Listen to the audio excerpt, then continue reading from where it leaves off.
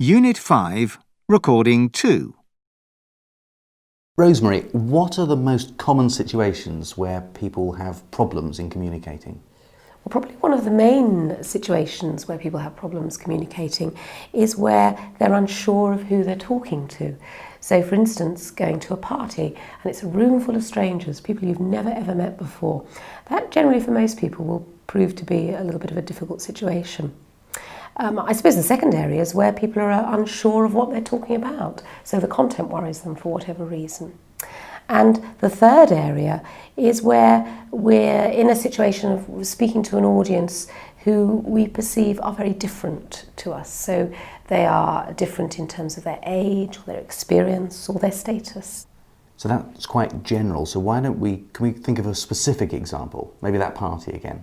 Well, let's suppose you're introduced to someone, again, a total stranger, you've never met them before, and you don't know them, you are introduced to them, and from the introduction, you gather that they're actually quite an important person, they're quite high status, they're very experienced, they're much older than you, and all of a sudden we think, my goodness, why would they possibly want to listen to me? And we feel totally lacking in confidence.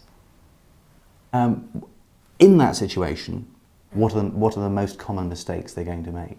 Well, probably one of the most common mistakes would be they would want to speak too much. They'd say too much. All this information would come out of their mouths, but what they really should be doing in that situation is asking some questions to get the other person talking to them. Not too many questions, because if we ask too many questions, it sounds like an interrogation. But getting the balance right between giving some information, but also asking for information as well through questioning. Probably one of the other things they would do tied into that, they wouldn't pause enough, they wouldn't stop to allow the other person to reflect on what they've said and to give them time to think about what they're going to say next and to reflect on what's been said to them. So that would be something they need to be careful of, and to always remember that when we do pause, when we communicate, it will seem quite a length of time to us, but it won't to the person we're speaking to. And what about eye contact? Well, if we don't look at someone, they immediately think that they can't trust us or we're not telling the truth. So eye contact is very important, but we've got to make sure we get it right. If we give too much, they could perceive that we rather like them a little bit too much, or maybe we're being a little aggressive towards them. So we've got to get the eye contact about right. About 3 seconds in general is about right before we move away from the face and then come back to the eyes. A situation I often find I have trouble with is when I need to complain about something. What sort of mistakes might I be making? Well, I think it's very common to feel uncomfortable about making a complaint. Probably one of the most common things that people do in that situation is they're tempted to say far too much. So they become very unclear about the nature of the complaint. They're not precise enough. They may well be tempted to speak far too quickly as well, because actually we want to get to the end of the complaint because we don't particularly like complaining in the first place. We may also fall into the trap of not listening enough to what the other person has said, because actually we may be becoming emotional too, and therefore we listen less actively to what the person's saying to us.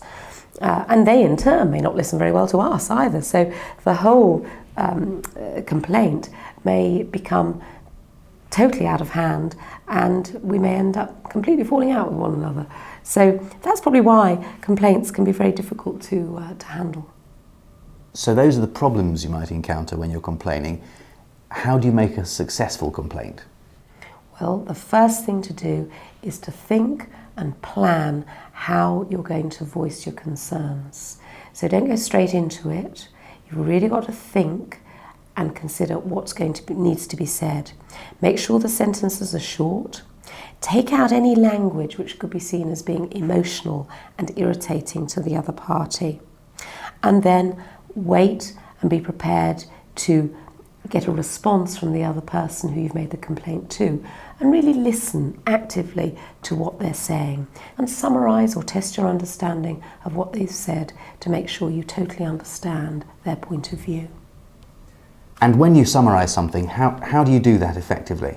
Well, if you think of summarising as being simply restating in a more compact form what the other person has said to you, so that you've included all the key things, and make sure that you've understood exactly what they're saying to you. So we're restating in a compact form what's been said to us. How would you summarise why good communication is so important? Because in whatever situation we're in, we always have to deal with people, and we have to communicate with people.